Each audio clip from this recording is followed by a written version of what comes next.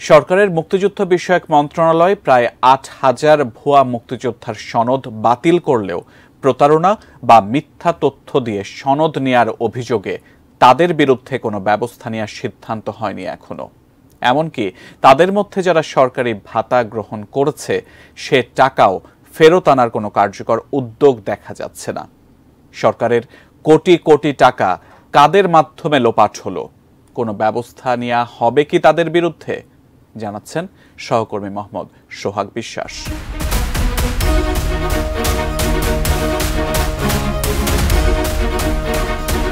বাংলাদেশে মুক্তিযোদ্ধা তালিকা নিয়ে বিভিন্ন সময় নানা ধরনের অনিয়মের অভিযোগ শোনা গেছে। এমনকি ভুয়া বা অমুক্তিযোদ্ধার সংখ্যা ঠিক কত সে বিষয়ে এখনো পরিষ্কার কোনো তথ্য নেই সংশ্লিষ্ট মন্ত্রণালয়ের কাছে। কিভাবে কাদের মাধ্যমে এত ভুয়া মুক্তিযোদ্ধা অন্তর্ভুক্ত হয়েছে সে তথ্য নেই তাদের কাছে। সম্প্রতি মেহেরপুরে মুজিবনগর দিবসের সমাবেশের আগে স্থানীয় সাংবাদিকদের মুক্তিযোদ্ধা বিষয়ক মন্ত্রী আ.ক.ম মোজাম্মেল হক বলেছিলেন, জাতীয় মুক্তিযোদ্ধা কাউন্সিল তথা জামুকা বিভিন্নভাবে যাচাই বাছাই করে নিশ্চিত হয়ে এসব সনদ বাতিলের সুপারিশ করেছে। উপজেলাতে একটা কমিটি আছে, 7 জন মুক্তিযোদ্ধা তৎকালীন যুদ্ধকালীন কমান্ডারদের নেতৃত্বে। তারা পাঠানোর পর জাতীয় মুক্তিযোদ্ধা কাউন্সিল একটা আছে, তাদের অনুমোদনের পর গেজেট হয়। যদি কেউ মিথ্যা তথ্য দিয়ে এমন হয়ে থাকে, সেটা যদি কেউ অভিযোগ করে বা কোনোভাবে আমাদের মন্ত্রণালয়ের নজরে আসে, সেগুলো আমরা শুনানি দিয়ে বাতিল করি। এরকম প্রায় ৮,০০০-এর উপরে ইতিমধ্যে বাতিল হয়েছে। দেশের প্রতিটি উপজেলা পর্যায়ে মুক্তিযোদ্ধা যাচাই বাছাই কমিটি রয়েছে, যারা নামগুলো যাচাই বাছাই শেষে জামুকায় পাঠিয়েছে। তারপর মুক্তিযোদ্ধাদের গেজেট প্রকাশ করা হয়। ভুয়া প্রমাণ হওয়ায় ৮,০০০ মুক্তিযোদ্ধাকে তালিকা থেকে বাদ দেওয়া হয়েছে বলেও জানান তিনি।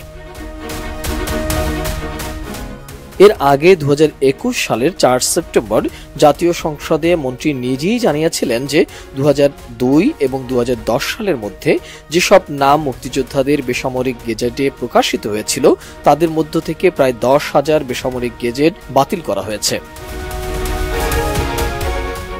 জামুকার কর্মকর্তারা বলছে, সরকার ২০১৪ সালের আগে যেসব মুক্তিযোদ্ধাদের নাম তালিকায় আসেনি তাদের আবেদনের সুযোগ দিলে সারা দেশে অসংখ্য আবেদন জমা পড়ে।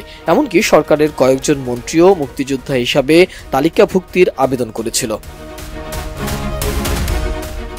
তবে ২০১৪ সালে ৫ জন সচিবের মুক্তিযোদ্ধা সনদ বাতিল করে সরকার, যা ব্যাপক আলোচনার জন্ম দেয়। তখন সনদ বাতিলের পাশাপাশি তাদের বিরুদ্ধে আইনি ব্যবস্থা নেওয়ার সুপারিশ করেছিল দুর্নীতি দমন কমিশন।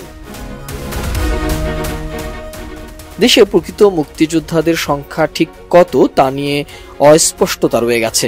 স্বাধীনতার সুবর্ণ জয়ন্তীতে ২০২১ সালে মুক্তিযোদ্ধাদের একটি অপূর্ণাঙ্গ তালিকা প্রকাশ করেছিল, যেখানে দেখা গেছে ১,৪৭,৫৩৭ জনের নাম ছিল।